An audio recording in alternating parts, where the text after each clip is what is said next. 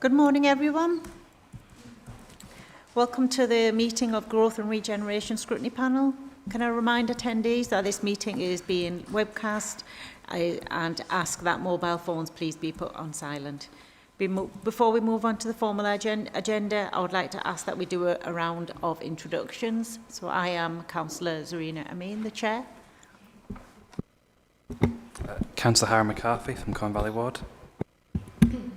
Councillor Tim Bamford from Demmerdale Ward. Councillor Donna Bellamy from Home Valley North Ward.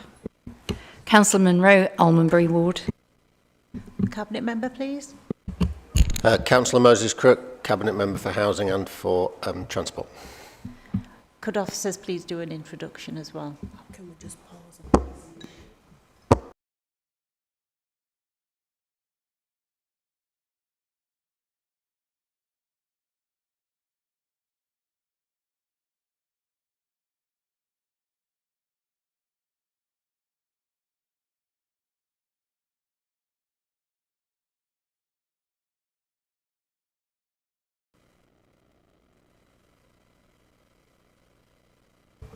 Thank you. Could officers please do an introduction? Good morning, I'm Sarah Holmes, I'm Head of Housing Services. Good morning, Joanne Bartholomew, Director for Development. Good morning, John Donaldson, Housing Services Strategic Manager. Morning, Elias Ramjan, Interim Head of Major Projects. Good morning, Dave Wellman, Director of Regeneration and Skills.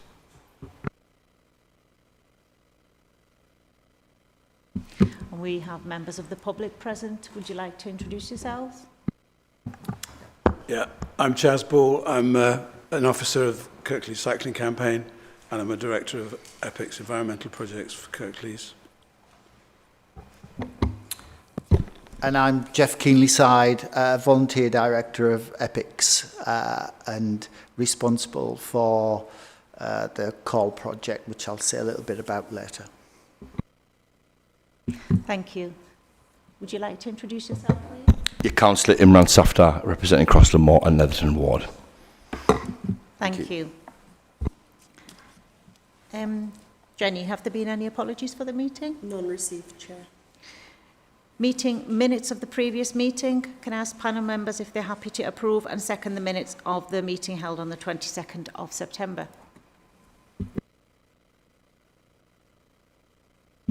Thank you. Therefore approved. Admission of the public. There are no exclusions of public items and all agenda items will be considered in public session. Jenny, have we received any deputations of petition? Oh, apologies. Declarations of interest. Do any members have any interest to declare? Yes, Chair. I'd just like to declare a other interest in agenda item 8. Thank you. Thank you. Yep. Jenny, have we received any deputations or petitions? None received, Chair. Public question time.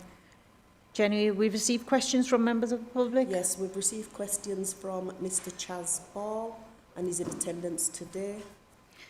Thank you for submitting your questions, Mr. Ball. I ask, as the questions relate to agenda item 8, we will be taking those questions during the discussion. So we'll be looking at agenda item 7, update on temporary accommodation, bed and breakfast. I'd like to invite the Cabinet member and officers to present, please. Thank you, Chair. So this is an update on temporary accommodation and bed and breakfast use in Kirklees. This report provides an update on our work to address homelessness and temporary accommodation provision in Kirklees. This work is carried out by the Housing Solutions Service and funded through the General Fund. And I just wanted to clarify that it's completely distinct from our landlord service, which is funded through rents and service charges and has independent and ring-fenced finances. Presentations of homelessness often, in fact usually, result in councils having a duty to provide accommodation, and there's been a significant increase in these presentations nationally over recent years due to a range of factors: the cost of living crisis, reductions in availability of social housing stock and so on. This has resulted in an acute homelessness and temporary accommodation crisis nationally, with 130,000 households now in temporary accommodation, including 170,000 children, at a total cost to councils of £2.8 billion in the 2024-25 year. In Kirklees, our part of this cost was just over 7.6 million. Most importantly, the impact of this housing insecurity on families is profound. Without secure and appropriate housing, people cannot benefit fully from opportunities in education or training, access jobs or support networks, eat healthy meals and other factors. Being homeless, especially being placed in inappropriate bed and breakfast type accommodation, prevents people from getting their lives back on track. I do apologise, I've not got the... Just lost my place, just give me a moment. In Kirklees, we've responded with a consistent focus on reducing this demand, to invest in our residents and ensure that all of us, and in particular vulnerable groups and children, have the best opportunity to thrive. This report provides an update on these efforts and the progress that has been made to date. And just to summarise some of the achievements very quickly, we've seen a 20% reduction in presentations of homelessness due to interventions upstream. We've seen a reduction in the use of bed and breakfast in the same time frame due to additional provision of more appropriate accommodation of 20%. And by prioritising the most vulnerable, we've also seen a larger reduction in the number of families with children in bed and breakfast, a reduction of 58%. I'll pass over to Sarah to give a bit more information. Thank you. Just as a reminder to the committee, the council's duty to provide temporary accommodation to homeless households kicks in when homeless households are deemed to be at the point of homelessness and also having what we call a priority need. So temporary accommodation duties are not owed to every homeless household. But for those who are not owed the temporary accommodation duty, we do have a number of other duties to support them, including to help them find alternative accommodation and to help prevent the homelessness occurring by helping them to stay where they are. So that's just an explanation of the council's duties in relation to homelessness and temporary accommodation. I won't reiterate what's in the report in terms of the numbers of homeless households that have been provided with temporary accommodation and in particular bed and breakfast, because you can see them in the report on page 10 for the last 5 years worth of figures. Councillor Crook has already explained that we have put in place a number of interventions to try and tackle the increasingly high demands for temporary accommodation. And over the last year in particular, we've seen some real progress in terms of reducing our temporary accommodation and bed and breakfast usage in Kirklees. Just a little bit more detail about some of those interventions that we've implemented. We've invested significantly in some additional staffing capacity so that we can have greater management oversight of temporary accommodation placements. And to make sure that greater prevention alternatives are sourced for people that might otherwise need to be put into temporary accommodation. And we've had some really successful reduction in caseload numbers and really significant improvement in prevention outcomes. We've done a full review of the Housing Solutions Service, and we've had that review informed by expert advisors. That's led to much better outcomes in terms of face-to-face assessments. So we are delivering a much more person-centred service when people approach us for assistance when they find themselves threatened with homelessness. And we have also enhanced our approach to helping people find alternative housing in the private rented sector. That's really important for us because social housing has been reducing in availability over the last few years. That's not something that's exclusive to Kirklees. That's happening nationwide. There's much less social housing and affordable housing available. So we do need to look to the private rented sector and help people find suitable quality and affordable alternatives in the private rented sector. And we've made some really good strides in Kirklees in enhancing those private rented options, which has meant that people have not spent as long in temporary accommodation, or they've not needed to go into temporary accommodation in the first place because we found a private rented alternative for them. The impact of some of these initiatives on numbers in temporary accommodation you will see in section 5 of the report on page 12. Important to also recognise that the council has been really proactive in trying to secure more suitable forms of temporary accommodation, so people don't have to spend as long in bed and breakfast type of accommodation, which is the least suitable form of temporary accommodation. So the council's been successful in expanding a leasing programme, in particular using some former surplus student accommodation, which has been repurposed to use as family temporary accommodation, and that's been running really, really successfully and has expanded in particular over this summer. In terms of where we're looking to get to in the future, we do have a number of challenges in Kirklees. We still have more people in bed and breakfast than we would wish to have. We want to get to a position where we have no families with children living in bed and breakfast accommodation for more than absolute exceptional circumstances. We are getting towards that target, but we're not quite there yet. So that will be our focus over the next coming months and years. We do have the challenges that are arising with needing to secure more social housing. And alongside that, sourcing more private rented accommodation.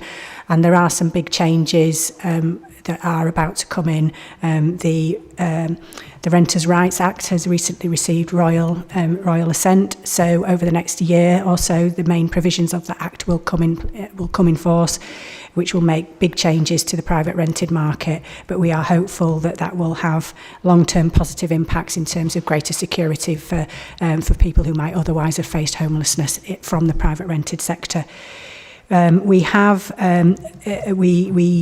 recognise that as a council we need to do more in terms of expanding our options to lease more accommodation to use as self-contained temporary accommodation, and I'm sure the committee is aware that there is a big need to improve the delivery of new affordable and social housing for long-term accommodation, not temporary accommodation. So some of those potential long-term solutions are outlined in section 9 of the report, and they're all things that will be actively looked into and pursued by the council going forward. But just to summarise, it's been a really, really difficult year or two in terms of homelessness demands in Kirklees, but the Housing Solutions Service and all of its partners have made some really, really positive inroads into turning around the trend of temporary accommodation and particularly reducing bed and breakfast use. There's more to go, but I think we are quite proud of what the service has delivered over the last year or so. So I'm happy to take any questions. Thank you. Just a comment from myself so far. Well done to officers and all the hard work to get the numbers down to where they are. It really is testament to the fact that everybody's worked hard to get where we are, and I appreciate there's a lot more work to be done as well. I'll take questions from the panel, please. Yep. Thank you, Chair. Yeah, it is encouraging that number of families in bed and breakfast is more than halved. And I like the ambition for the 0 families to be in that position. Is there a realistic time scale for achieving that? And what are the barriers to that? So the barriers for that are for us to get in more suitable other accommodation. So as Sarah's outlined, we need to procure in more leased accommodation. Ideally, we want families to spend, or anybody to spend the shortest possible time in temporary accommodation before they move on to some more permanent accommodation. That's why we're looking at private sector discharge to help families perhaps transition as quickly as possible into a private sector home rather than waiting for social housing or an RP offer. In terms of a time frame, the inroads we've made recently have been faster than we anticipated. That's due to good access at the front door and good advice to support families to maintain their current household. Our proactive front door approach is mainly about ensuring that where you are now you can stay if at all possible, so working also with landlords and with the household to make sure that if there's a situation around arrears or unsuitability, etc., that we work with both parties to do that. So that's meant that we've gone slightly faster than we thought was possible. Ideally, we'd like to, over the next year, get down to a point where we are coming back potentially next autumn and we are looking just at families being in bed and breakfast for the smallest amount of time on an emergency basis. If a family presents as homeless on a Friday evening or any evening of the week, our ability to get them into a property within a few days is not there, so we would want to be in that position. So I'd like to be sat here this time next year with us looking at having the absolute minimum amount of time for families in bed and breakfast. That does rely on some of the things that we've undertaken, which is soft market testing with some of the private sector operators, and is making sure that we're procuring that accommodation. But the housing growth team, led by Liz Jefferson, have been working very closely with Sarah's team to make sure that that happens, and that's why it's been a real council team effort. Also working with Phil Jones and across with the RP sector to put more gentle pressure on the RP sector to come forward and support us with this gap around temporary accommodation. They have a growth market in terms of building and procuring more properties, so they will help us with that. So in answer to your question, hopefully in about another year and we should have turned the corner on this. Thank you. Any more questions? Councillor Munro. Thank you. Thank you, Chair. So it's good to see the reduction of homeless families being placed in B&B accommodation, and I'd really like to thank you all, the team, for achieving that. I note the challenges ahead as well, and I've been reading up on some of the main causes which Councillor Crook has alluded to are a lack of affordable housing, welfare reforms, relationship breakdowns, domestic abuse, mental health issues, substance misuse, generally people with really complex needs. So I've just wondered, your housing solutions team and their partners, is this, I know some councils have they've formed a homeless alliance where they work together with private landlords, people who provide, charities providing clothing, housing, medical needs, substance misuse, and they're linking in with the churches as well to provide advice to people who may be at risk of or are unfortunately losing their places where they live.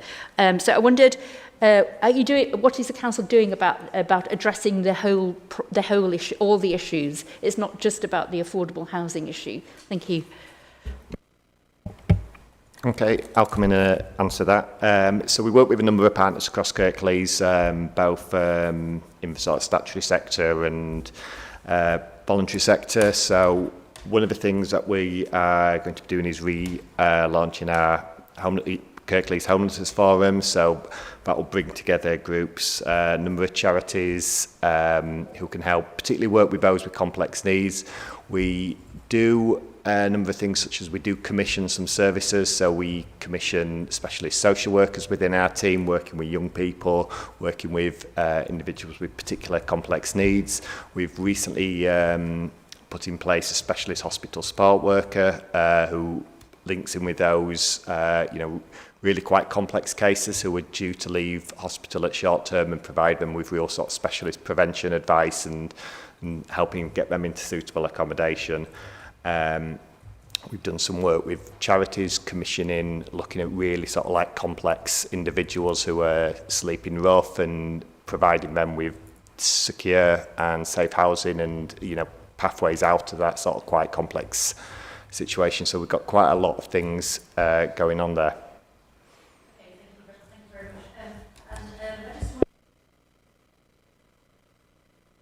Councillor Munro, would you just... Apologies, Chair. So I just wondered, do people, people who are at risk of becoming homeless or people who are on the verge of becoming homeless, do they know who to contact? Because I'm sometimes, receive messages and phone calls from people who who unfortunately are on the verge of finding themselves homeless. Is there a centre point? Is it advertised? Is it publicised? So people know who to contact. Thank you. We do make it as visible as we can do in terms of how to present as homeless. There are a number of different channels people can utilise. They can call the council switchboard and they get put through to Housing Solutions. We do have face-to-face drop-in where people can come into the library hubs at either Dewsbury or Huddersfield Monday to Friday, and they can receive some face-to-face homeless advice. And we are well known amongst our partners who often do a lot of that directing and signposting into our service on behalf of people who may not have been as aware of how to contact the council about it. So we do feel we do have quite good visibility, and we certainly have the footfall and the customer contact that sort of seems to demonstrate that people do know how to contact us and do know how to get in touch if they need our assistance. What I would say is I would ask that all councillors and all colleagues encourage people who are feeling like they may be at the threat of homelessness to contact us as early as possible, because as Councillor Crook identified earlier, the further upstream we get from this, the more likely we are to help them not become homeless, to work with either them or their landlords so they can either stay where they are or move from where they are to another property without us getting to that point. So at the point in which people present homeless, we've lost a lot of time to be able to support them with that, and they and their family are in crisis, and we have very little options other than temporary accommodation. So I would ask the colleagues and councillors to make sure that message is out there. And we do actually have a very good presentation that Sarah's team have done, which will circulate with Scrutiny, which talks about our role as Housing Solutions and how councillors and MPs can support and understand that. Thank you. That's really interesting to actually and helpful to know that. So my final question is in relation to the Temporary Accommodation Transformation Board.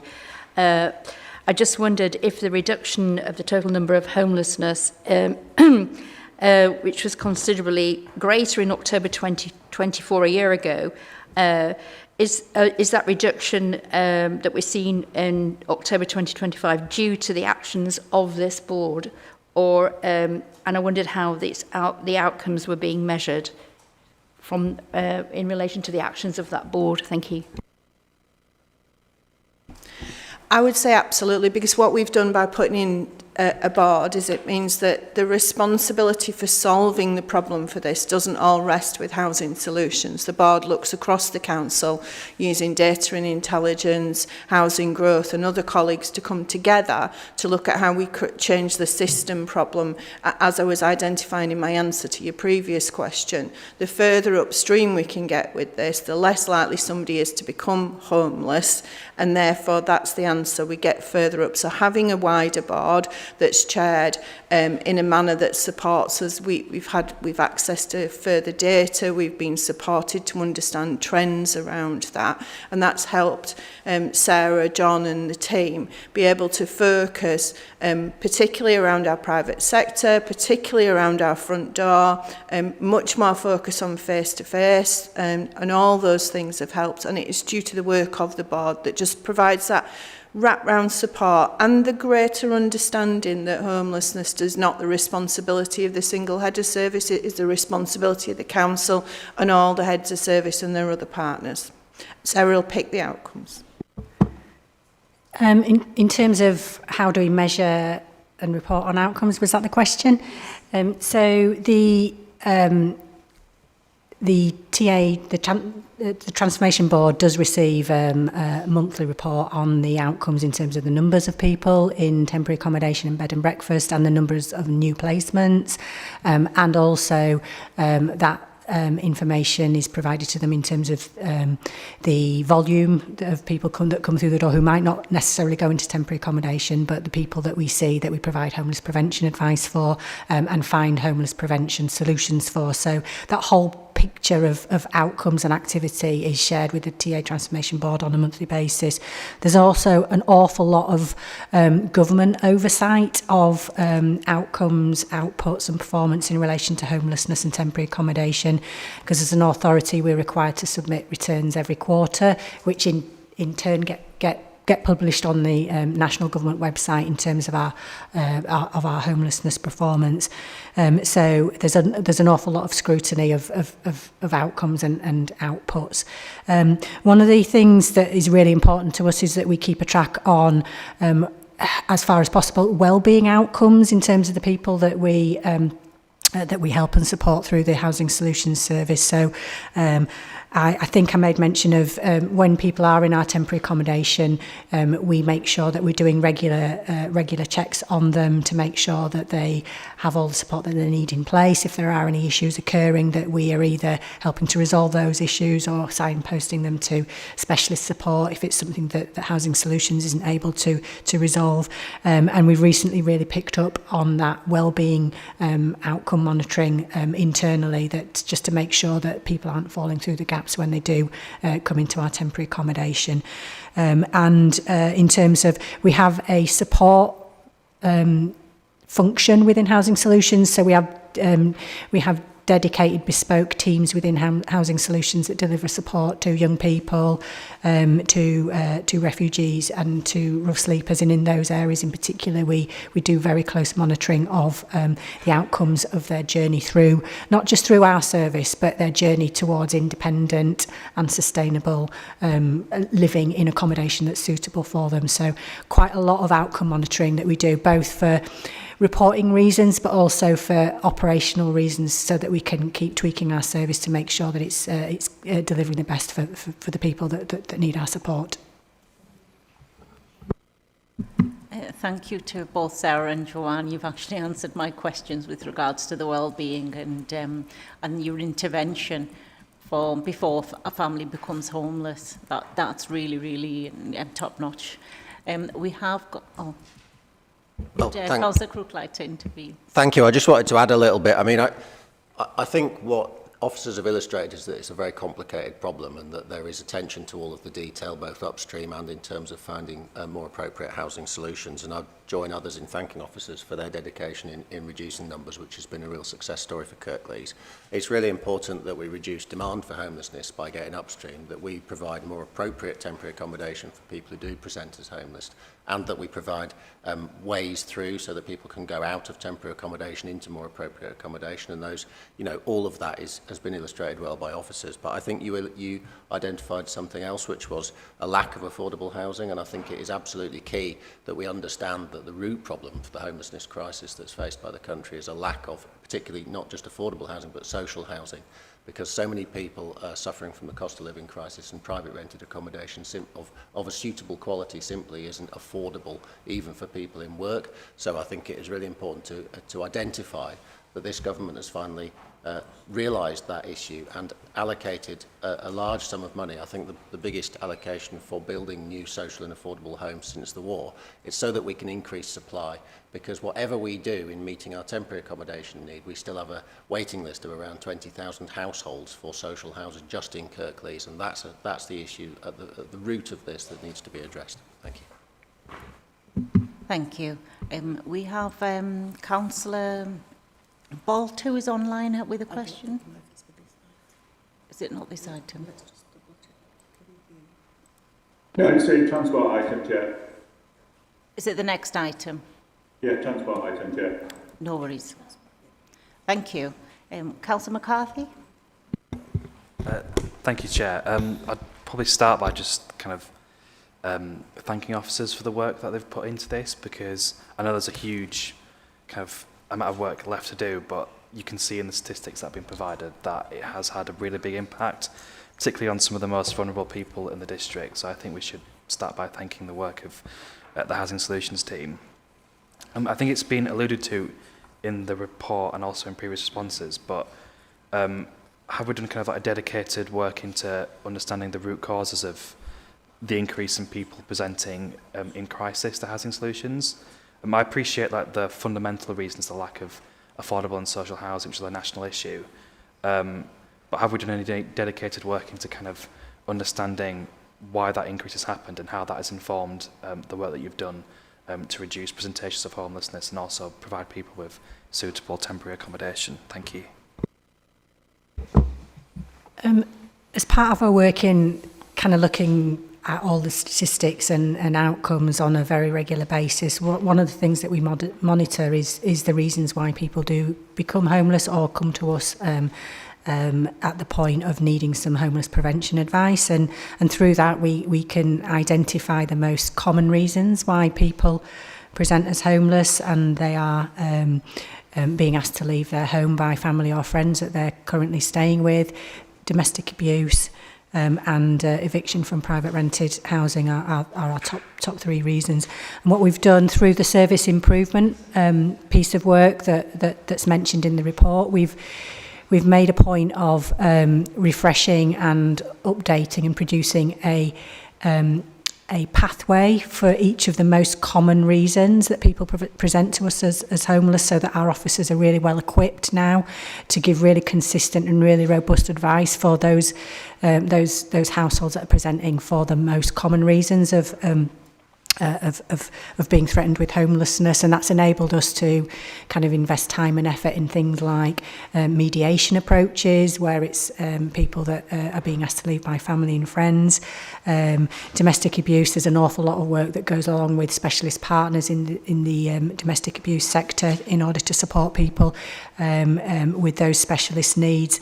And we've talked quite a lot about private rented, the threat of eviction from private rented properties, and we've got a number of measures that we put in place if people are presenting for those reasons. So they're not the only pathways that we have, but we do have them in place, and they are being actively used for all of our most common reasons for presenting as homeless. I'm not sure if that answers your question, or.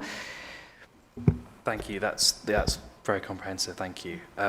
Just with regard to private rented accommodation, I appreciate the government is pushing forward with the rented right bill, but I don't know if we've thought about what other districts have done regarding kind of partnerships between the council and landlords to kind of like a more informal mechanisms for kind of like raising issues, or kind of forums for kind of like addressing issues that might arise. Is that something that we've looked at in Kirklees?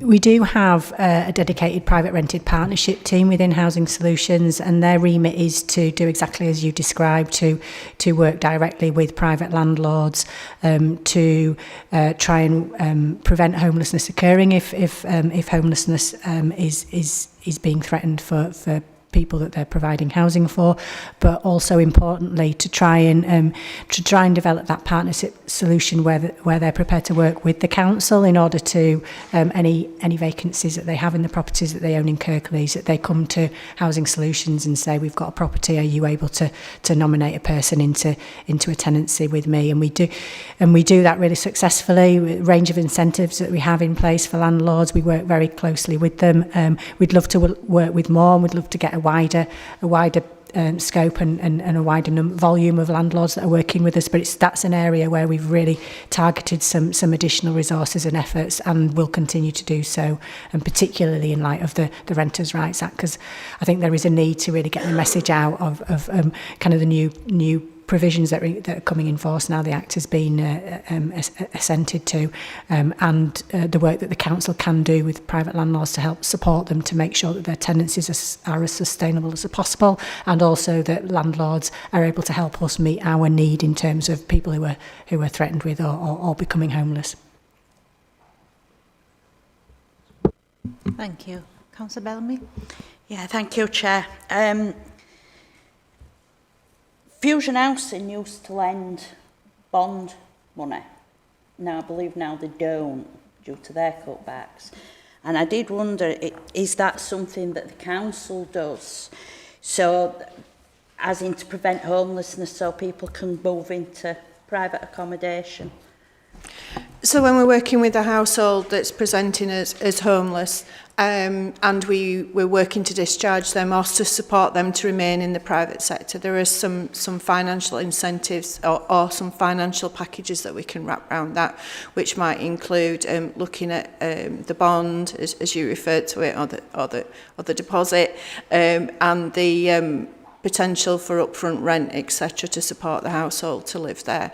Also to give them some financial advice, guidance and support on how to maximise the household income to maintain whatever rent level they've got there. So yeah, we do have a range of options that support us to make sure that households have the best start in their new home. It's incredibly important when somebody moves into a new home that they're not doing so under financial stress.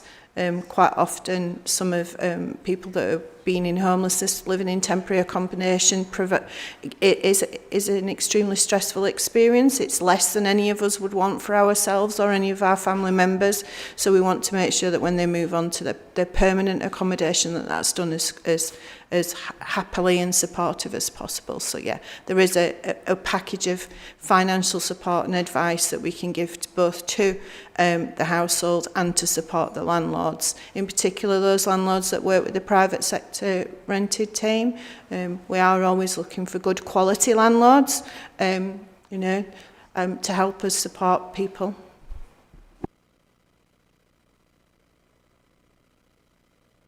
Thank you.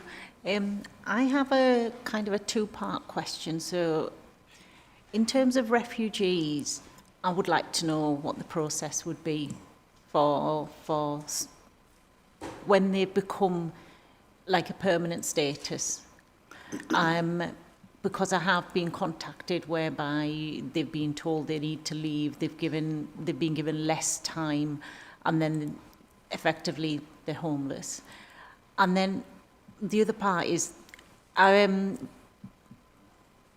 local residents. So as part of engaging with our residents within my ward, one of the biggest questions that crops up time and time again is refugees, again, taking our housing, our money, etc. So I think people would like to know how we balance the need of a refugee with the need of someone who's a permanent resident of the UK, born here. So where is on the pecking order, really? It's a bit of a complicated ask, but thank you.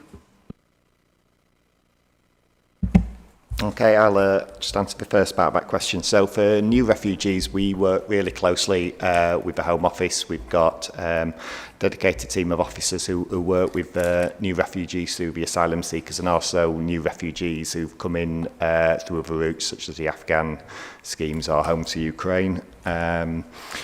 We take a really early intervention approach with those new refugees. So at the point someone was to get a decision, we're actively working with them when they're still in maze accommodation to try and help secure them alternative accommodation so they're not becoming homeless and needing temporary accommodation from the council.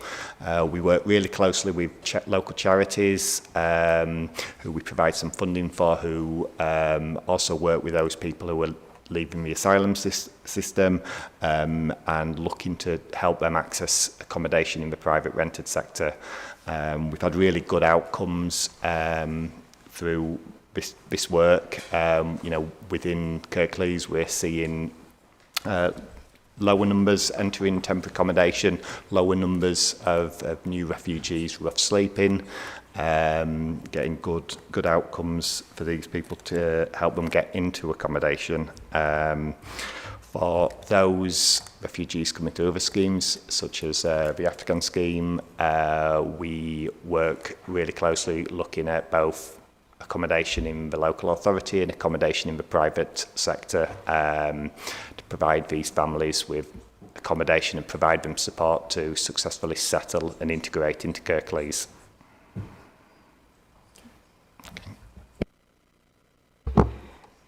Yeah, in relation to the second part of your question, it's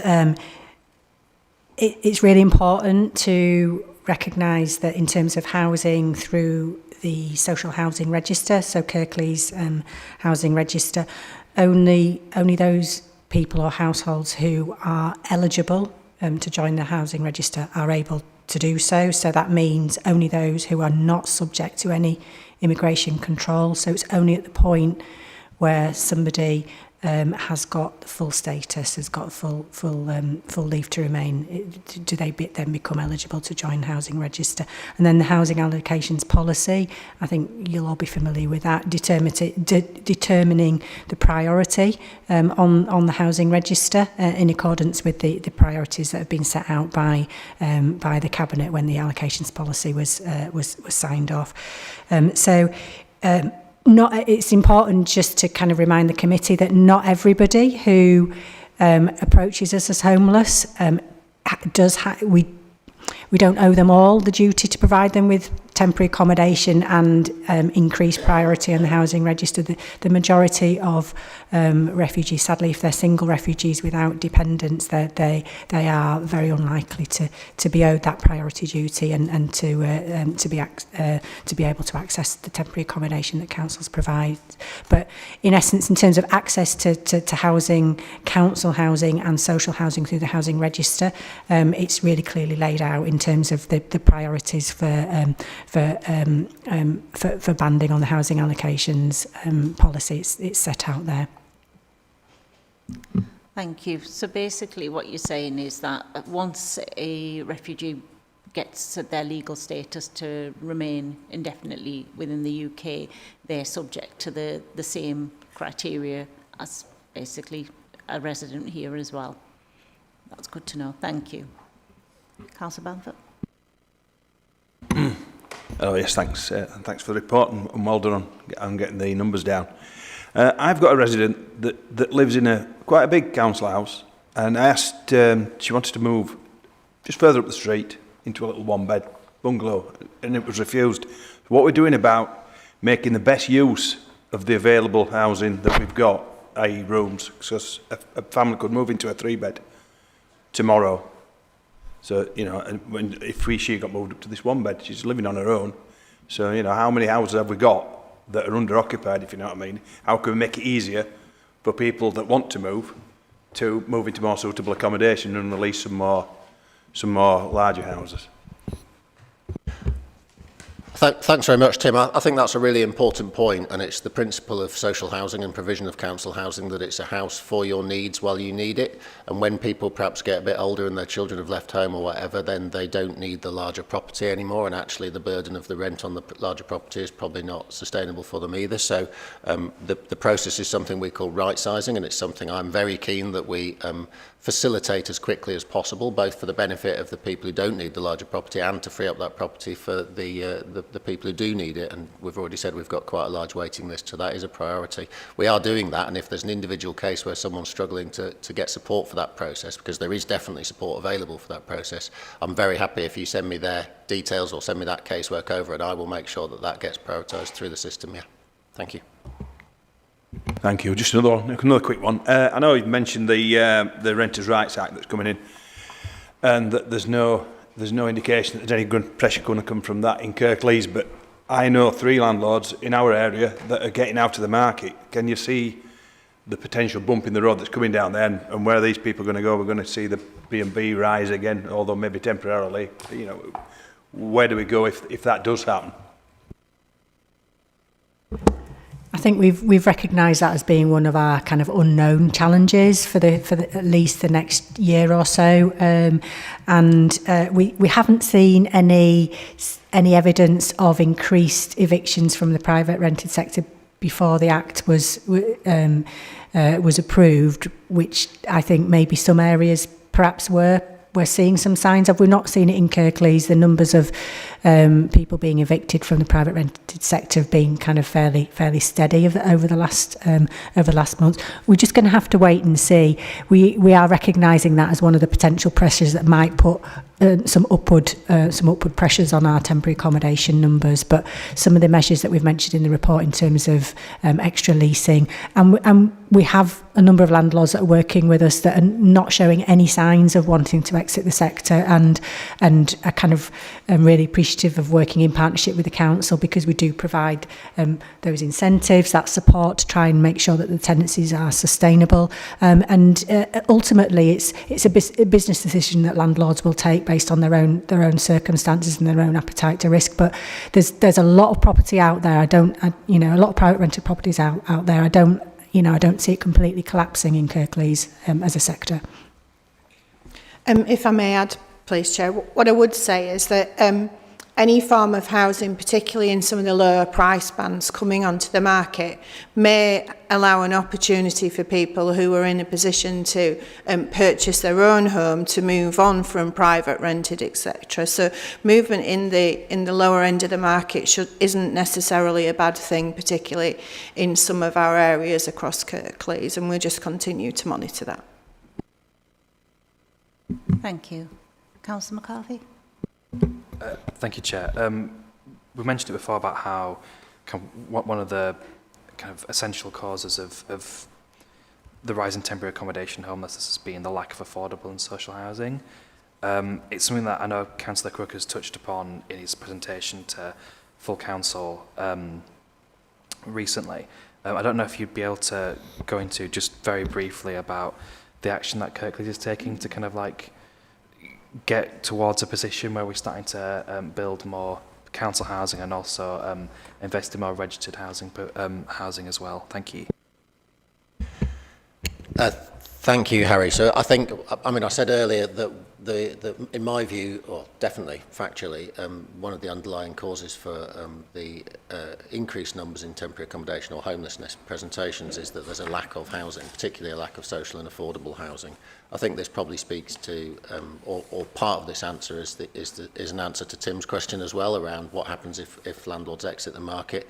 Those houses are still available. They're still available in some form to where there is acute need at the cheaper end of the housing market. So sometimes they're sold as tenanted properties, and sometimes they become available as was said, for someone to purchase at the lower end of the market. But the real need is for additional housing. And my view, and I think this is backed up by fact, my view is that the real need is an increase in the number of social homes available, because not everyone is able to realise an aspiration to buy a home, or may not even want to buy a home.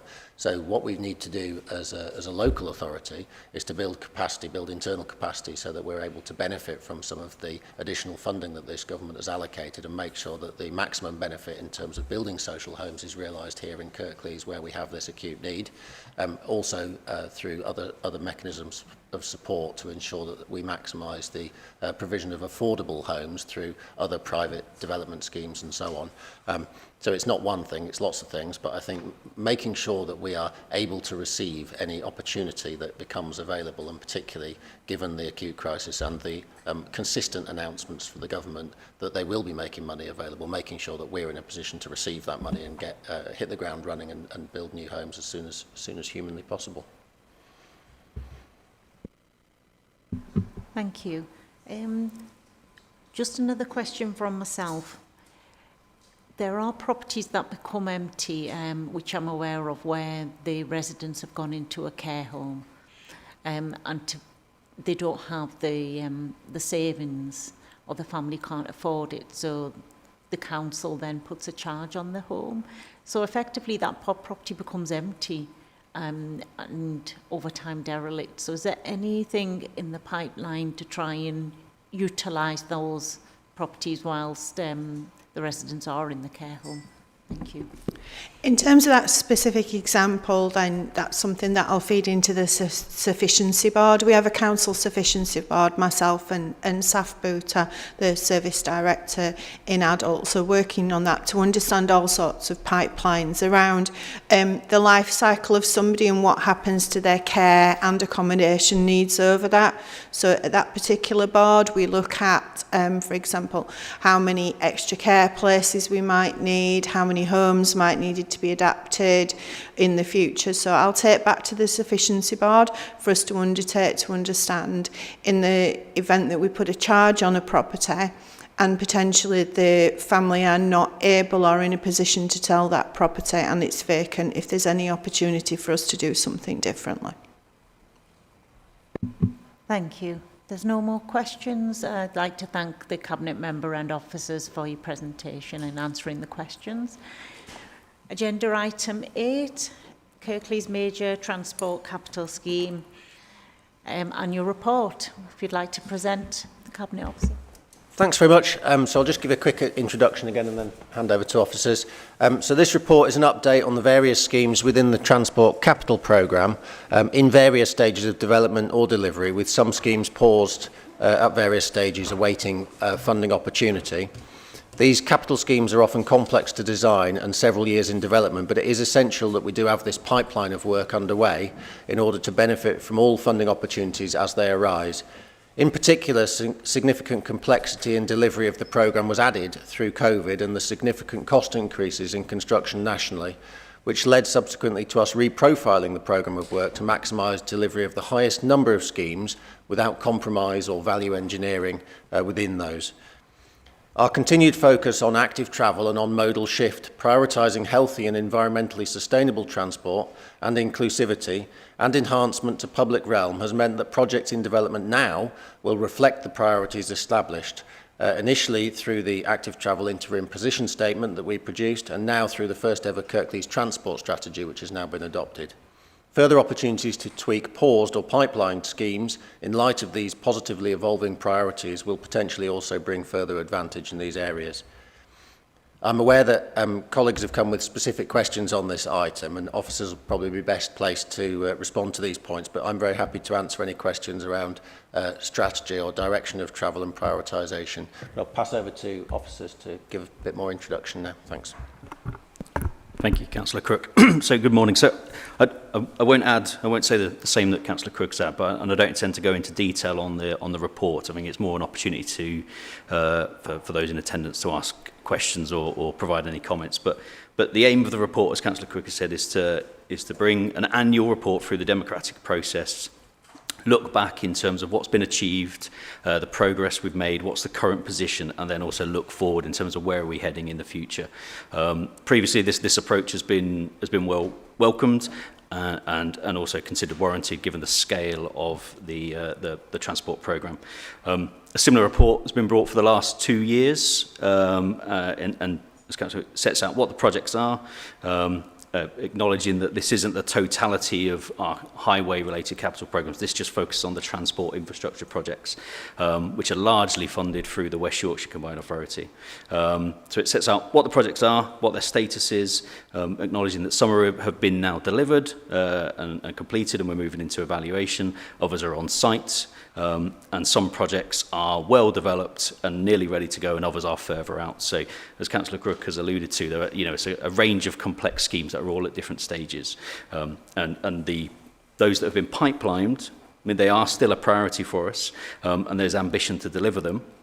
But at the moment, those that have been pipelined, because there's no funding associated for their delivery, which does mean they are on the shelf as such. And while that's disappointing, when funding does become available, the intention is to make sure we can match those pipeline projects and emerging priorities to whatever funding comes along.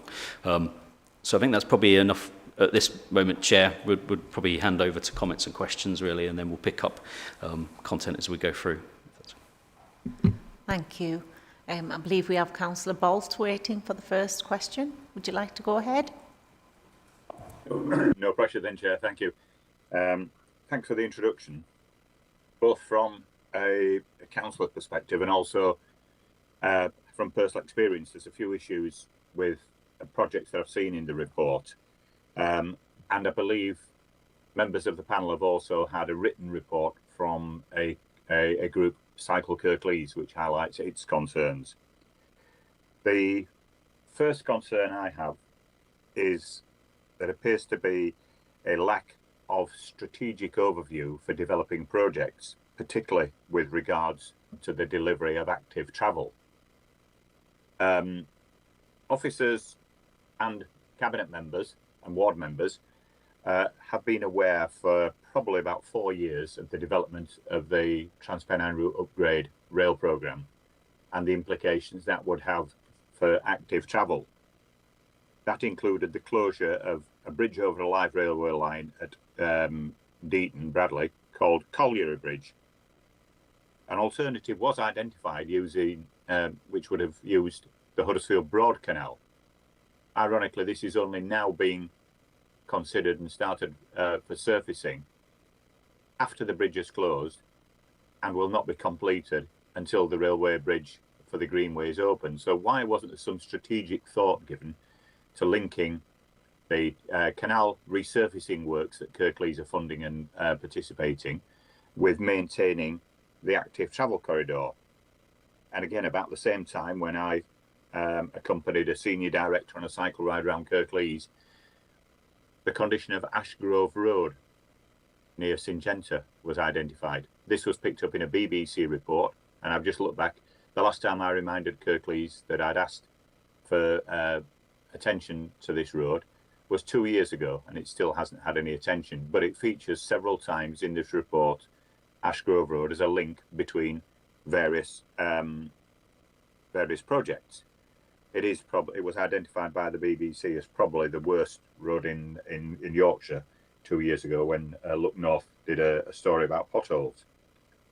Further looking, and if my iPad will now bump back into life, the joys of technology, the iPad's just phased out. Going through the report, looking at things, the Huddersfield, the Broad Canal Works, a group of cyclists went on there last week because we could see some work had started, but from the Calder Valley Greenway through to Ashgrove Road, the preparation work is still leaving tree roots in a situation where the finished surface will quickly become disrupted and broken. There are edges, part of it where there's a very narrow margin of something like 6 inches of soil left between the towpath and the wall next to it, which will allow ingress of water and destruction of the surface. So it seems that in the project work, I don't know who's doing it, but it's not giving the longevity. Again, the A638 scheme is mentioned, another one I've got personal experience of. This looks to be preparing a segregated cycle route between Cleckheaton and particularly in this case coming out towards the Spen Sports Centre. I'll ask the question that I asked Wyker when they developed the so-called superhighway. What plans are in place for both the routine maintenance of a segregated cycle route and the winter maintenance? And for the benefit of colleagues, the segregated cycle route is separated from the highway by a curb of about 4 inches. So if someone is cycling along this route and there's glass all over it, you don't get much chance to avoid it on a push bike and you end up with punctures, which deters people from commuting. And similarly, officers can confirm that the routine gritting machine, which will go down the A638, will have no beneficial effect on the cycle path because you need vehicle interaction to break rock salt to make it grit. So Wyker, for their superhighway, had to buy a special machine, as you have on airport runways, to spray a saline solution. Otherwise, the segregated cycle route will just become an ice rink. The report mentions Cooper Bridge, and we've seen that millions of pounds shaved off that, so it's not going to deliver what was originally intended. Obviously, as a North Kirklees councillor, and a Murfield councillor in particular, I would draw attention to officers when you refer to a scheme at Cooper Bridge as being the gateway to Huddersfield. Could I remind officers that you can also turn left at Cooper Bridge, and it thus becomes the gateway to North Kirklees and Murfield. So let's stop being Huddersfield centric. There are key businesses in this area. I'm sure probably 50% of ratepayers live in North Kirklees. Report mentions no action on previous promises that we've had at Cabinet by prominent members and indeed MPs' campaigns.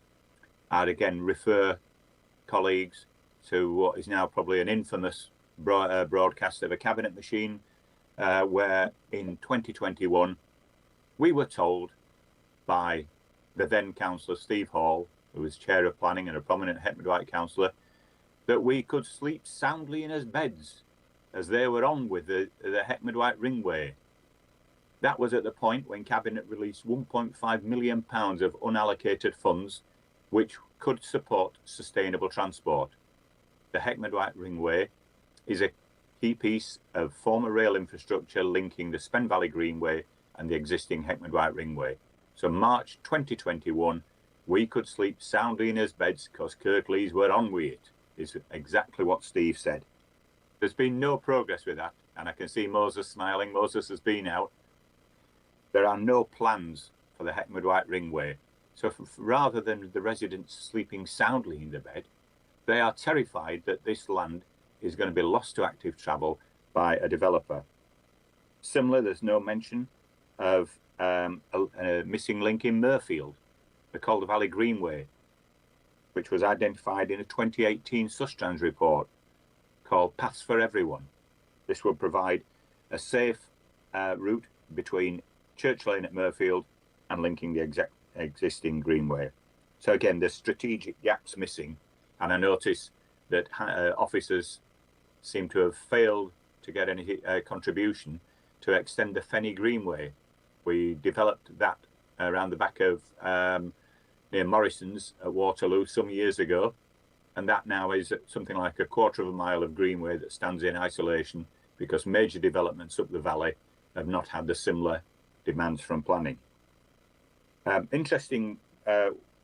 an interesting phrase that I see on the so-called Dewsbury, Batley, Chidswell, and again, we consider in major planning applications, the Chidswell planning application is still going to have to go through the scope. Massive housing and industry there, but the link from Dewsbury, Batley to Chidswell has been de-scoped. In layman's terms, that means it's been chopped, it doesn't exist. So getting from Batley to Chidswell, users are just going to have to go on the road. So there's a 10 million price tag, which seems to be just for people to cycle along the main road from Dewsbury to Batley. As a cyclist, even I find that hard. And I find it a high price tag. Talking of high price tags, item 13, the Dalton to Deaton link around the side of Syngenta. That's got a £7.5 million price tag.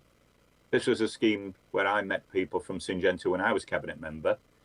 They were very supportive. And again, I've ridden this area many times. I've raised it with the Cabinet members in the area, ward members who are now Cabinet members, and one of them is the Deputy Mayor. It's a public footpath that exists. People can use it as it is. The only thing that's slowing people down from using it more is there is a pedestrian bridge over the former rail line. Syngenta in 2007 were very open to us diverting the route so we could have it at grade. You don't need to demolish the bridge, you don't need to build the M1, all you needed to do was move a fence. How we're seeing a £7.5 million price tag for something which would open up access between Waterloo and the Leeds Road employment corridors is very interesting. Councillor Bolt, yes? would you like to please summarise? Otherwise, we'll lose the kind of momentum of answering your questions. It's a comprehensive report. I appreciate. Having read it, having had some experience both as a councillor and as a professional in active travel for some years. I absolutely appreciate where you're coming from, yeah. But we do normally nominate 5 minutes, so if you would please summarise.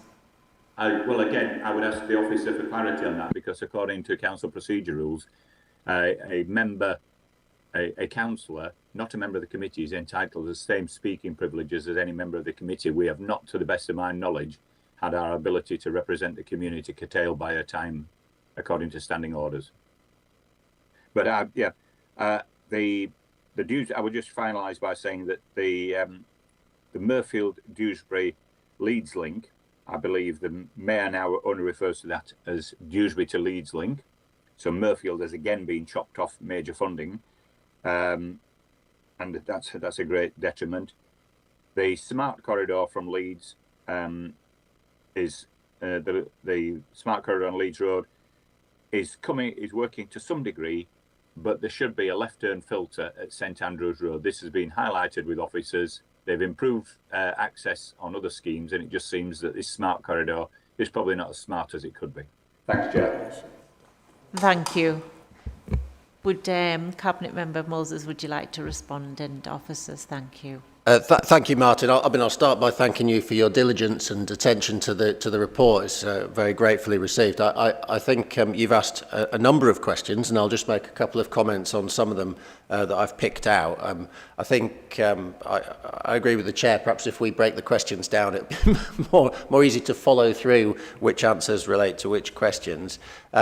In terms of the lack of strategic overview and active travel in relation to the TRU, I mean, I wish that we had that sort of control over these enormous national infrastructure projects so that we can make them align with when we've got funding available for our schemes, but unfortunately that isn't always the case. I don't think it would be worth preventing some of our schemes going ahead because of the impact from the TRU. I think it's really important, where possible, that we continue with delivery, even though it may seem that the alignment is not as beneficial as it could have been had we had overall control.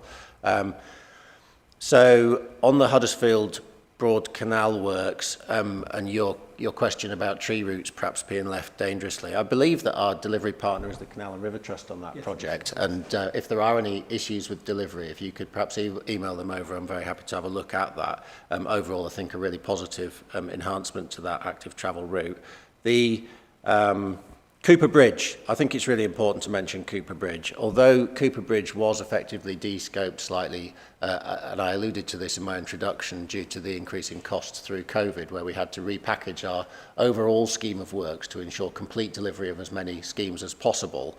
And that reflected the fact that possibly the funding allocated to the Cooper Bridge project was already not sufficient to deliver the full aspiration there. What I would say about Cooper Bridge is that it's important we don't narrow the importance of this scheme.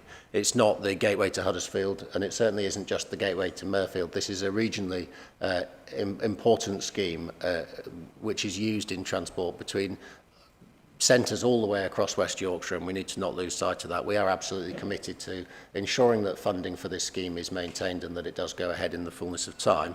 Development work continues now. In terms of the Greenway interconnection, you and I spent a happy afternoon. It may have been raining slightly, but it was very positive to be able to walk that route and see what the restrictions to connectivity between the Greenway and Ringway are there. Unfortunately, that piece of land remains in private ownership, and we haven't yet been able to maximise the potential for the interconnection between those two active travel routes, but that doesn't mean it isn't a priority. I can't speak to sleeping soundly, but to say there are no plans there is not true at all. It's an ongoing discussion about how we can bring forward that potential, and I have, as you know, met with community groups and discussed with them the possible ways forward to ensure that route is maintained. I can't speak about the missing link in Murfield. I wasn't sure if that was what that was a reference to, but you're not missing at all, Martin. We know where you are. You're online here with us today, so that's lovely.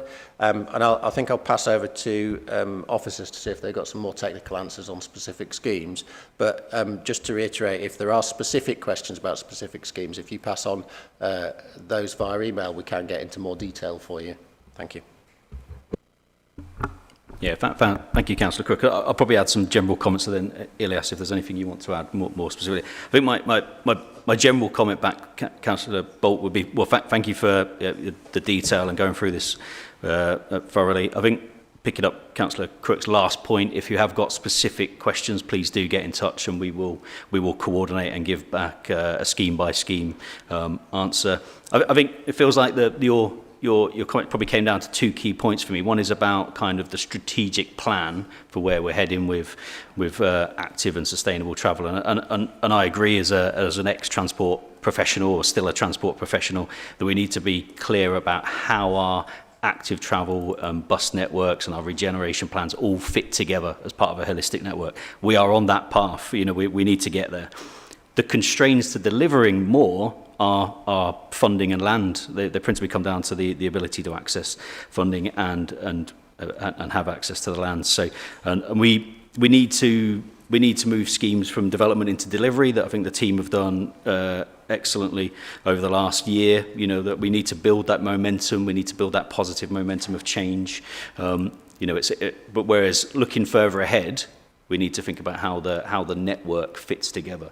So your points about gaps and schemes that need looking at, I don't know the detail, and I haven't got the detail to hand, but that is what we need to be looking at, is how do we make sure we're connecting people to where they want to be. And then we need to prioritise what of those we can bring forward within the funding envelope that exists. And as Councillor Crooks noted, you know, a lot of the funding, and we refer to this in the report, section 4, that the next stage of funding is through the Transport for City Regions Fund, and we'll need to be talking to the Combined Authority about what we can bring forward and when. So I think, yeah, so that'd be my sort of high-level observations on your comments, Councillor Bolt. But I think scheme specifics we're probably better off dealing with over email, unless, Ilias, if there's any particular ones you want to just refer to. Thank you, Councillor Bolt, and thank you for giving us the opportunity. And as everybody's mentioned, I'm looking diligently and with thoroughness through the report. Just two things to pick up on. One was the Heckman White Green Ringway. As you know, over the weekend, we successfully delivered the Spen Valley Greenway. Some of our colleagues were there as well at the opening. And obviously that creates that linkage between Spen Valley Leisure Centre and Cleckheaton Town. Cleckheaton Town, especially the Tesco's.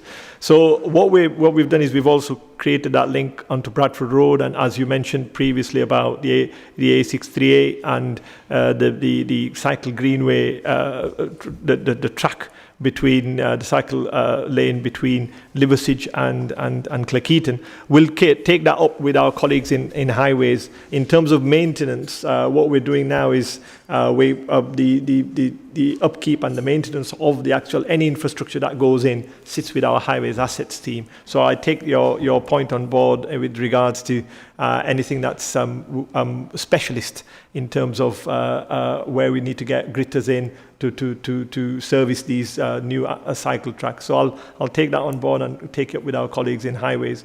As regards Spen Valley Ringway, as you know, that formed part of our TCF program previously, and the only reason why it was taken off at that point because it was a do max, and the everything in terms of looking at developing that is all linked back to this piece of private land that we're trying to alleviate issues with an existing developer who's also, as you know, looking at developing that piece of land. But until we don't get that resolved, that linkage in Spen Valley Ringway is difficult to take that up with anything any further. So that bit of that link, we're working on that, as you know, Councillor Ball, and we came to the Talking Transport event in Dewsbury Town Hall. We talked to members of the community as well, and again, we'll take that up further with colleagues as well. And as far as the Batley Chidswell is concerned, as you know, we've in the process, as David Wildman's mentioned, quite a lot of our schemes are going to go into delivery within the next 12 months, and one of them is going to be the link between Dewsbury Town Centre and Batley train station. Now, Dewsbury-Batley Chidswell, as you know, the whole scheme was the link right the way up till the Chidswell estate. Unfortunately, because of what Councillor Crooks mentioned, that because of funding issues and COVID, etc., the construction cost increased. So we had to do the priority scheme. The priority scheme, as far as we're concerned, was to create that first link because we're developing Dewsbury Town Centre, and then we wanted to link it back to Batley train station. But what we have done, as what Davies mentioned, is that in the next round of funding, we have put that as a priority scheme. If we get that through, that is a oven-ready scheme that we can develop straight away as soon as we get the funding for that. So hopefully that should address some of the questions you had, Councillor Bolt. Thank you. I would like to now bring in Mr. Ball. Would you please like to ask your questions? Thank you, Chair. Can I just say that I sit on the West Yorkshire Active Travel Advisory panel, so some of what has just passed I'm aware of, but I would like to ask the first question. Shall I just read from the... Yes. These were submitted on Wednesday. We had a day and a half to get them together. 2 of them are about design issues, and 3 of them are more strategic. The first one, about Huddersfield Active Travel Networks. Why has the A629 Halifax Road Phase 4, which linked communities, schools, colleges, health facilities, shops and pathways to town centre, now been shelved, or is it de-scoped? I'm not sure what that means. Given 100,000 people live within 3 kilometres of Huddersfield centre, why are cycling and walking routes linking key locations in Linley, Edgerton, Birkby, etc. into the town centre not being offered improved active travel plans? The proposed route from Huddersfield, and the second point with this, as well as that, the proposed route from Huddersfield railway station using reallocated road space on the A629 Wakefield Road to the Penistone Road is showing as pipelined. Since the outline business case was prepared involving detailed planning and consultations, which we were involved in, there are indications of increased traffic generators, e.g. from new housing development. So the question is, why is that pipelined given circumstances have changed? Okay. Thank you. Would officers like to respond? Yeah, thank you, Mr. Bull. So, I mean, the A629 Halifax Road Phase 4 scheme, so within Kirklees that had 2 routes, so the east and the west of the 629, so connecting down from Ainley Top to the town centre and connection in via the Trinity Street Ring Road junction. And that funding was due to come through the West Yorkshire Transport Fund. However, following the post-pandemic inflationary cost increases, the scheme became financially unviable at that time, that was therefore put on pipeline. So, as I mentioned in my sort of general introduction, there's still priorities for us, but we've just had to pipeline certain schemes, and that unfortunately is one of them. The Trinity Street Ring Road junction has been progressed independently, and we've secured funding through the Transforming Cities Fund via the Combined Authority. That's currently out to tender, and construction on that junction improvement should start early next year. Similarly to the A629 Wakefield Road, again, that was pipelined because of affordability and cost constraints, so we've not been able to deliver the scheme within the funding envelope. So I think and that, as you rightly pointed out, that scheme was well progressed to outline business case, but has been pipelined. And I think it's a bit like some of our other schemes. We've got schemes that are virtually oven ready, you know, they're shovel ready. So if and when funding comes along, we're going to target them. So and I think my summary would be that we're committed to securing funding for both of those schemes and delivering that active travel improvements and connecting those communities that you've rightly pointed out. It's all subject to funding availability. Thank you. Do you have another question to ask?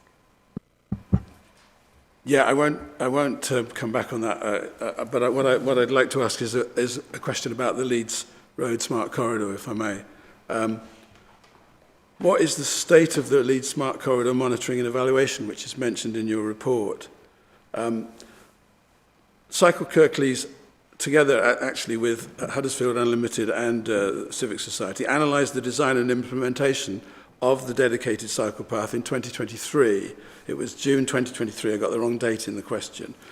We had a group visit with a member of your project team, and we suggested in writing some of the changes to make it LTN 120 compliant.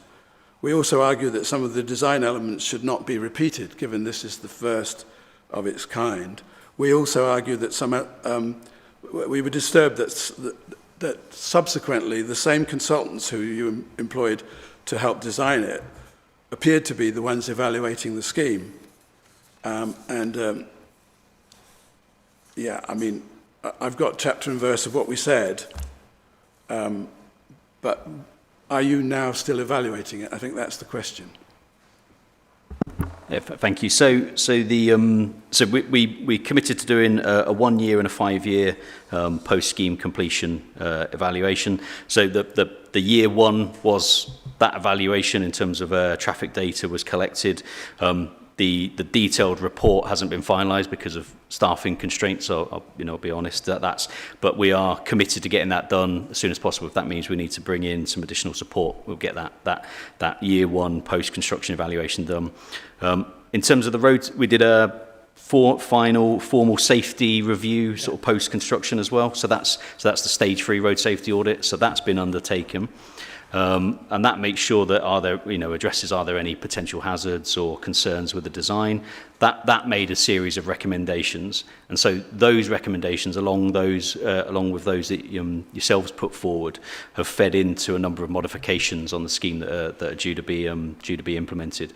I think what would be better in terms of the change, what would be best use of this time, if you agree, would be to just probably set that out separately too, in terms of what changes are being made. And I totally take the point that we need to learn lessons when schemes have been implemented. So, but we are making changes. But I think the detail of that's probably better captured in a separate note. Could I just ask one supplementary, which is the left turn into St Andrews Road was mentioned by Councillor Bolt. I think it's important that there are some quite important safety issues that have gone on for the 2 years since it was opened. So I'd be grateful if that was included in your... Yeah, Mr. Ball, yeah, we've identified, as David's mentioned, the RSA 3 that's gone ahead. And there has been some works that have been identified through that. And we're going to be completing some of that work through our internal highway construction team. But what it is because of TIU, we've had to sort of just delay that slightly, but that's going to get implemented. Thank you. Okay, I'll go on to question 3. So when will we see a start to network plan for cycling, walking across Huddersfield Town Centre, and for ensuring cycle routes linked to the Huddersfield Narrow Canal towpath, the nearly complete Huddersfield Broad Canal towpath, the Birkby Bradley Greenway, to key town centre destinations? What plans are there to make travel to the Accused Stadium on foot, by bike or by wheelchair assigned, safer and more accessible for use? I don't know if it's helpful if I give a bit of context why this is important to us, particularly important to us as well, or I can come back after that, after this has been answered. But I think the context is important. Can I do that? Okay. So EPICS is one of the partners on the Calder and Corn Landscape Links project. It's a landscape recovery project, one of, I think, 40 odd nationally. The partners are Kirklees Council, Calderdale Council, which is the lead, EPICS, the Calder and Corn Rivers Trust, and Moors for the Future. The process is we're nearing the end of a 2-year development plan for the project, and EPICS has been responsible for the access plan. That access plan, we tried to take a strategic look, because how do you deliver access improvements across Calderdale and Kirklees? So what we've done is we've focused on a Two Valleys trail, which is from Cooper Bridge up the Calder Valley, up the Corn Valley, and across the tops, and that's an accessible trail we're looking at, working with experienced community. What we've tried to do, so that's an 850,000 DEFRA, primarily DEFRA funded project. We're now looking to submit that plan, the development plan, by the end of January, where it will be competitive, but we're looking at DEFRA and private sector funding, multi-million pound project over a 20-year period. What we've tried to do is focus on the connectivity. There's obviously lots of activity happening on the canal towpaths, which are the primary routes up the valleys. But what we're trying to do is add value and improve the connectivity into the towpaths to make them more accessible, and that's for people wheelchair, cycle, walking. Interestingly, the town to the tops was the theme of the project, and linking all of the communities and settlements along the valleys, but the most significant of which is Huddersfield. But actually, Huddersfield is got the least accessible links into that network, hence the importance of that project to us. Does that help explain the context? Thank you. Yes, I mean, well, thank you for that, for providing that broader context. I mean, I think it's a great project. So, you know, and anything we can do to improve access and the connectivity, whether that's on-road, off-road, greenways, canal towpaths, I think is all very positive. I think, but in terms of coming back to your initial question, in terms of network planning, and I suppose maybe referring back to the point that Councillor Bolt made in terms of that sort of strategic overview, and my comment there about, you know, we are starting to develop up those plans for what networks look like across our towns and then between our towns and places. So that work is starting, but there's some way to go on it. In terms of, I mean, hopefully really positive to start seeing schemes move from development into delivery. So the Broad Canal, Leeds Road, subject to changes, but these are positive changes. Northumberland Street is starting.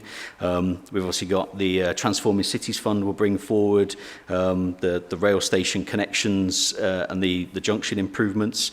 So there's a lot of those connectivity and accessibility issues we're starting, but I appreciate there's a comment there which is about how do you join these together. It's how I feel it, and I reflect that. I think the important thing here is that so through the transport strategy, obviously our potential future schemes, and obviously that transport strategy is only recently adopted and is a really positive step for Kirklees, and that sets, I suppose, a strategic policy support to make sure that our future schemes join up and integrate our active travel networks together. So that's into and across our towns and places, and obviously it also sets out support for first and last mile connectivity, so how we think about connections into rail and bus transport hubs, and really give that multimodal connectivity. I think what I would say, rather than, I'm not going to go into I think we're looking at network planning within our towns through the movement and access framework development that we've undertaken, and I know Cycle Kirklees, and I imagine EPIC's hopefully fed into that process. Those two pieces of work start to set out what a walking and cycling network across our towns look like. We now need to finalise that, bring that forward, and then it's like, comes back to some of the earlier points, it's then about tapping into funding. But we need, I come from a background of developing transport networks and cycle networks, and I know that we need that plan, demonstrate how it links together, how it links to regeneration priorities, and that will then help us tap into those future funding opportunities through the combined authority and through the private sector. So it's a short answer to your question, is that we're starting it, and we're obviously doing the LC WIP work. I think we need to think about how we bring that forward and engage with community groups and other partnerships over the next 6 months, really, and start to socialise. This is what we think our network for walking, cycling connectivity looks like across Kirklees. Okay, thank you. I'll just add that I think we're doing business case for all of these improvements that we're working on, and I think what would be really useful is actually if we try and work together on making the business case for some of those improvements, because we're also talking about extending the Huddersfield Riverside Nature Park from Huddersfield right through to Elland along the valleys. So opportunities there. Yeah, we would welcome that, so yeah. Yeah. Thank you. Thank you. Thank you. Councillor Safdar, just let you know you have 5 minutes and you will not be allowed a supplementary, so whatever you need to ask, if you can ask it within that 5 minutes. Thank you. Okay, I'm very supportive of the two gentlemen in front of me regarding their concerns. And I echo Councillor Bolt's concerns as well, but I've got a specific question to the officers regarding the Lockwood Southern Gateway project. I thank the officers for sending, may not be these particular officers, but for sending teams to improve the synchronisation of the traffic lights, because on some days what should be a 10-minute journey becomes an hour journey in the early parts of this project. So there's a lot of there's lots of concern, anxiety and worry from parents, carers, and I've come across some drivers from the Waves service and other disability transport services, because their service users are stuck in these vehicles on that corridor, and I appreciate the work's taking time. I appreciate there's going to be some improvements, but what I'd like to ask there's 2 points really. One is, could we expedite, could we get the project moving faster to stop the delays, especially affecting people with disabilities, carers, young children. But also, I share the concerns of Mr. Ball regarding the cycle issues, which if you visit the site, there's going to be issues with cyclists, especially clashing with trucks and buses. So I've got some serious concerns, as Mr. Ball and our colleagues at EPICS, about the cycle issues on the ground. Also with concerns, some drivers are driving through no entries. So they say there's traffic enforcement cameras there, but after speaking to some of the chaps on the ground, they're not aware of the cameras unless they've been fit in the past few days rather. So I know, but the main question is that what measures are going to be taken to prevent Bentley Street in Lockwood, where you've got lots of special needs families, a mosque, a food bank, and the road's full of potholes. It's a proper quiet residential street. So what measures are being taken to prevent Bentley Street in Lockwood becoming a rat run for through traffic? Because if you look at the plan, the Lockwood Southern Corridor plan, let's say you're coming from Meltham Road Surgery, Lockwood Surgery, one of the most popular surgeries in Huddersfield, and you want to turn right to go to Dixon's Ice Cream, because who doesn't like a Dixon's Ice Cream? So basically, you can't turn right from Meltham Road. So that part of Lockwood is kind of cut off. So what I'd appreciate is if maybe some of the officers visit the site with Mr. Ball and myself to look at the complications regarding access, affecting local business, and this potential new rat run, which is Bentley Street. And obviously I've walked about the area about 100 times because I literally live 20 yards from the project. So I'd appreciate maybe let's have a walk about. Generally the project is 90% positive, but there are these concerns which Mr. Ball and my colleague here share about cyclists and that rat run.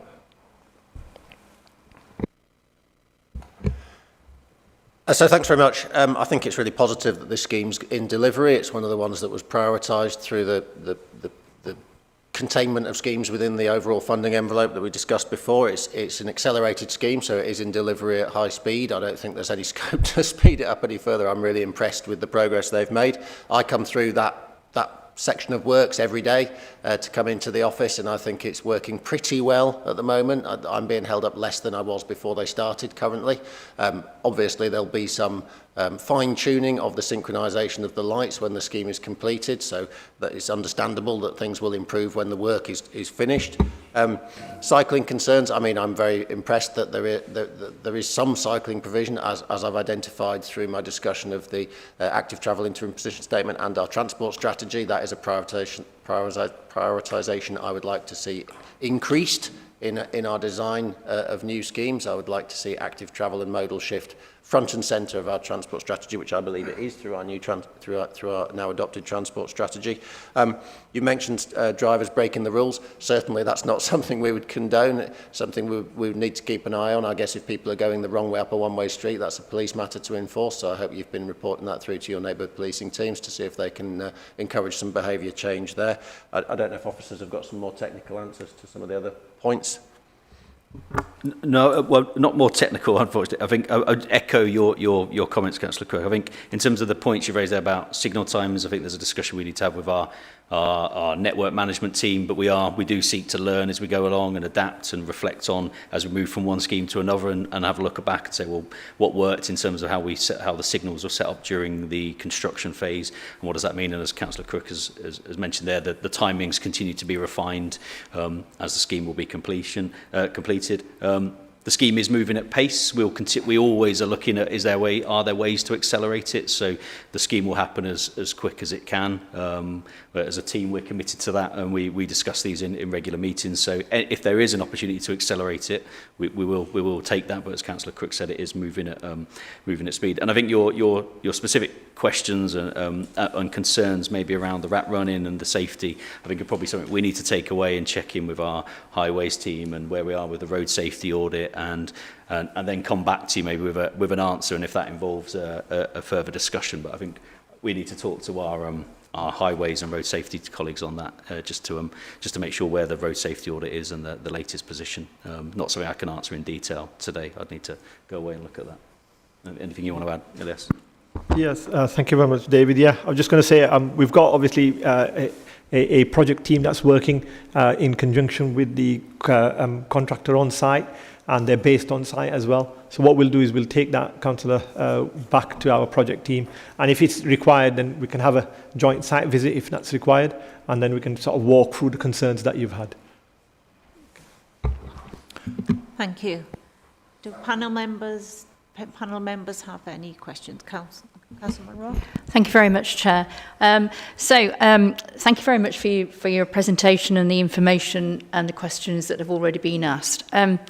It's all really well-meaning and well-intentioned, and it's good to know that progress has been made. However, I have noted that over 50% of the projects are still to be determined, and some of those are down to costs. And just picking up on the projects in the table, they've all the costs are all forecast. So my first question is, are they all coming in on budget as forecast? My second question is, you've already mentioned about the difficulties with funding. So how does the funding process work, and when is the next tranche of funding expected from, for example, Transforming Cities Fund, from the Transforming Cities Fund, if in fact that is where future funding will come? Thank you. Yeah, thank you, Councillor. So I think in terms of forecast, I suppose until we've got exact cost agreed with the contractor, they remain forecast. They're largely, the budgets have been well developed in line with the design, but as with any complex project, there can be unknowns, things can change, cost increases are going up anyway, so we need to keep those under constant review, and that unfortunately is why some schemes have had to be pipelined because of the cost increases. So we're confident in the forecasts, but there is always a risk of them changing, and that's for the project to make sure for the project teams to be working through those and monitoring and tracking those costs. In terms of future funding, really briefly, I mentioned in section 4 of the report, which is the transport for city regions. So under the single settlement that set up with the combined authority next year, there will be an allocation of funding, and how that funding is going to be split is still under discussion with the combined authority and other West Yorkshire districts. So that we anticipate and are very confident there will be funding for Kirklees through that, but exactly which projects will be on that list is something we'll need to work through with the combined authority. So that there is that will be the next part, and that will cover the next 5 years. So sort of from next year onwards, the 5 years after that. Could I have a supplementary, please, Chair? Yes. So will you be pushing for some of the projects that you haven't been able to provide an end date yet because of funding issues? Are they some of the projects that you'll be pushing for as part of this new next tranche of funding? The short answer to that is yes, where they're a priority for us and they align with the priority of the funding. Some that we've pipelined will be I think Elias referred to this on one of the schemes earlier, high up our priorities list. So yeah, we're committed to bringing those pipeline schemes forward. Thank you. Councillor Bellamy? Yeah, thank you, Chair. Some of this has been partly answered, but I note that the Unfair Town Centre Access Plan is reported as being in delivery with a forecast of 10.49 million. and an anticipated completion date of spring 2026.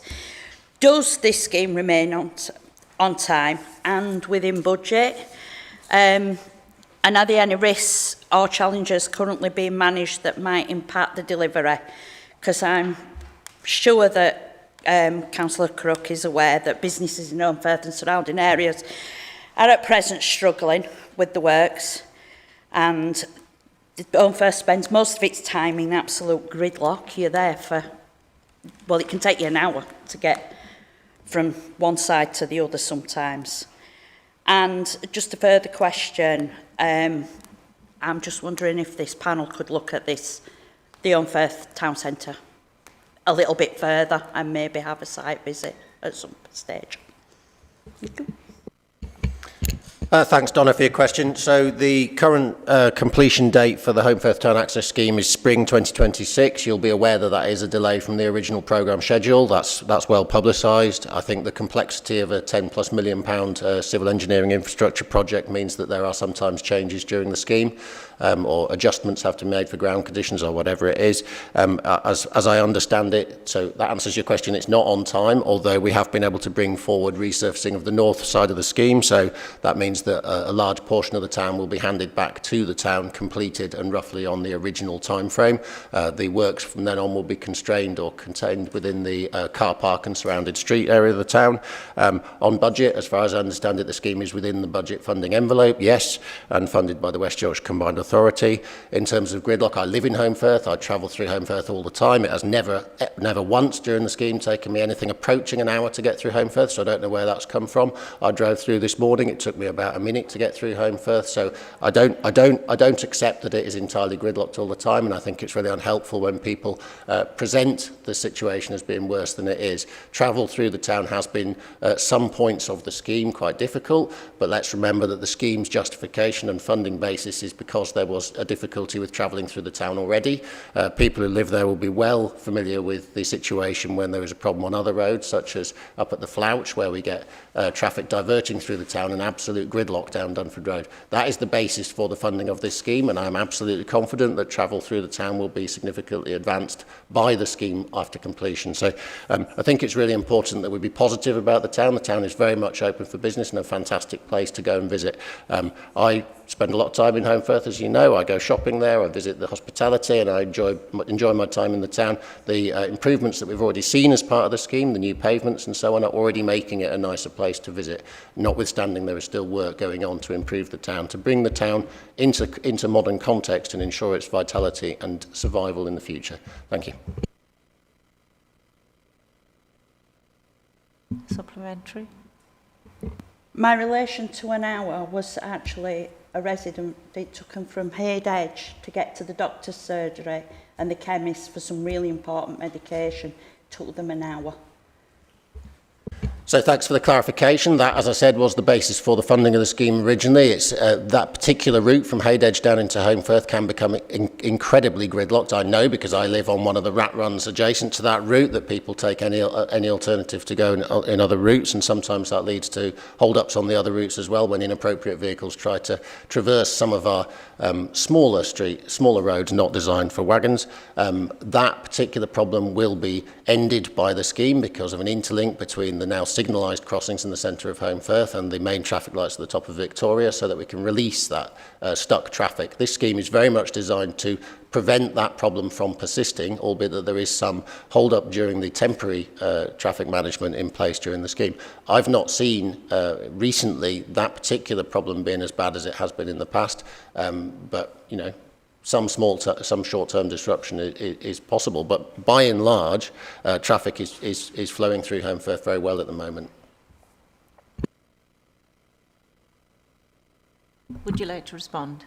No further. I would just echo everything Councillor Crook has said. So, and we are committed, you know, the council and the highways team and the delivery team, to getting the scheme completed as quick as possible, and engaging with partners and the community as we work through. But yeah, nothing further to elaborate on from what Councillor Crook has said. Thank you.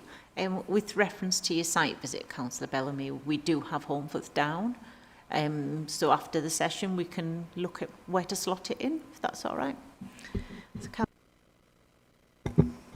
Thank you, Chair, and thanks as well to officers and Councillor Crook for the report. I've got a few questions. The first thing would just be to say, just to use an example, the canal towpath resurfacing that's just completed in my ward, I think it's perceived very, very well. One thing I'd point out is the consultation that was conducted by the Combined Authority. It's actually quite good to have quite a comprehensive report that they did on the basis of the consultation, then actually be able to point out issues that people had mentioned in the consultation and then point to things that have now been delivered as part of that project. So that's a good piece of feedback.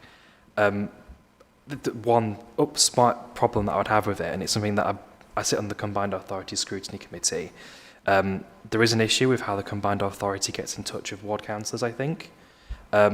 We, for example, found out about the consultation through social media, for example.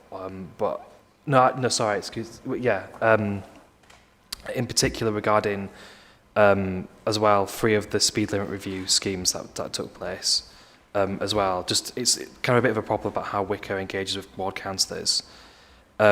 Also about the maintenance of schemes.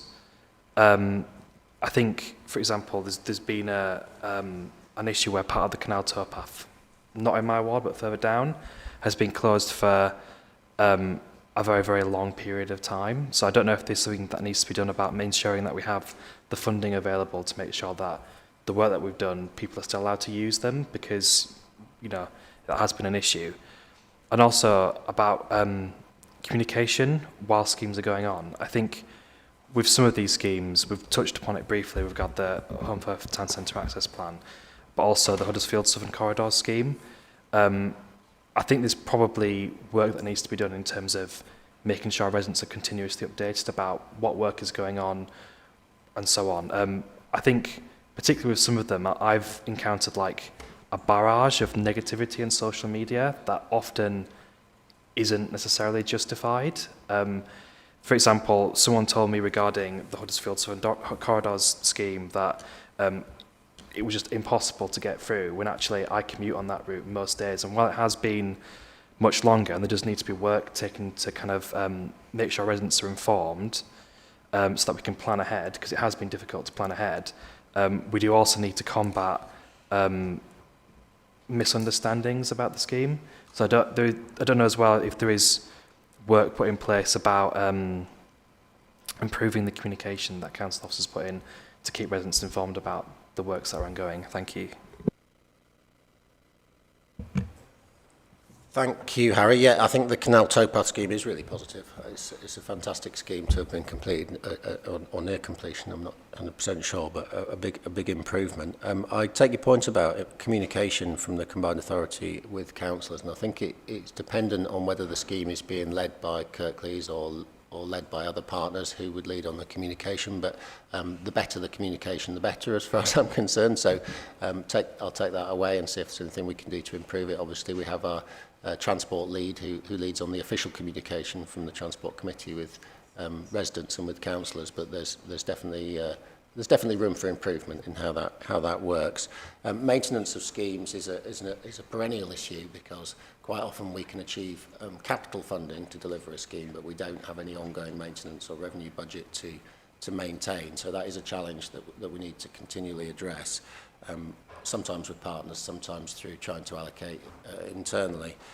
And then the last point you made on communication and on the perception on social media, sometimes through our schemes like the Lockwood Junction or the Home Firth Town scheme, I think it can be, and I absolutely recognise that people are frustrated when they're held up and when there's work going on, but it can be detrimental to those same residents when we have a disproportionate exposure to negative comments on social media, and it would be good to counterbalance that with some of the positive experiences and some of the positive end results that we're aiming for in our capital programmes across Kirklees, not in any individual scheme, because it is important to talk up our town and celebrate actually the big investment that we've got with projects like the Cultural Heart that will be absolutely transformative for Huddersfield. And I think that is starting to happen now. You get past a certain point in delivery, and then people start to see the advantage and the improvement that that's making, and the comms start to be more positive. But absolutely take your point on that, and I'm not I'm not sure I can answer it. How do we manage that? But I think it's through giving out accurate information as much as possible and through communicating with residents.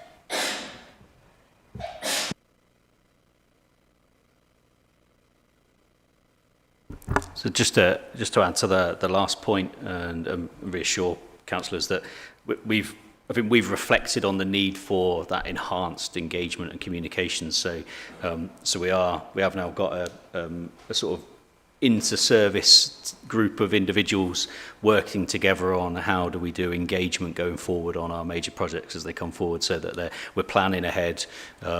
As schemes move into delivery, we've got a coordinated, we understand who the key stakeholders are, how do we best engage with them using different platforms, and then undertaking engagement throughout, so people are well informed. And then, as Councillor Crook says, also make sure we create opportunities to make sure that we're providing supportive and positive comms and engagement throughout that time as well. So just that we are on that path. I think we've reflected, and with the scale of projects coming forward, we need to do, we can do more around engagement. Thank you. Supplementary? Right, thank you. Do panel members have any more questions? I believe Councillor Bolt, have you got a comment to make?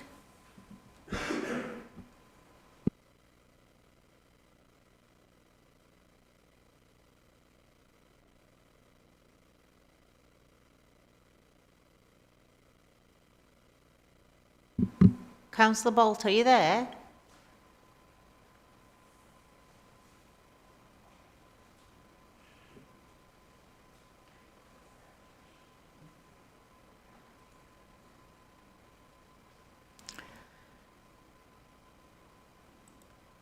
Has he still got his hand up and he's not saying? I don't know if it's from the first time. Sorry. Right, looks like Councillor Bolt doesn't seem to be there. He's got his hand up though. I'll take it that you've not replied, so you don't have any further questions. Thank you, Councillor Crook and officers, for your presentation and your questions. Thank you. Thank you to everyone who's been in attendance today. The next panel meeting will be on Monday, the 15th of December. Thank you.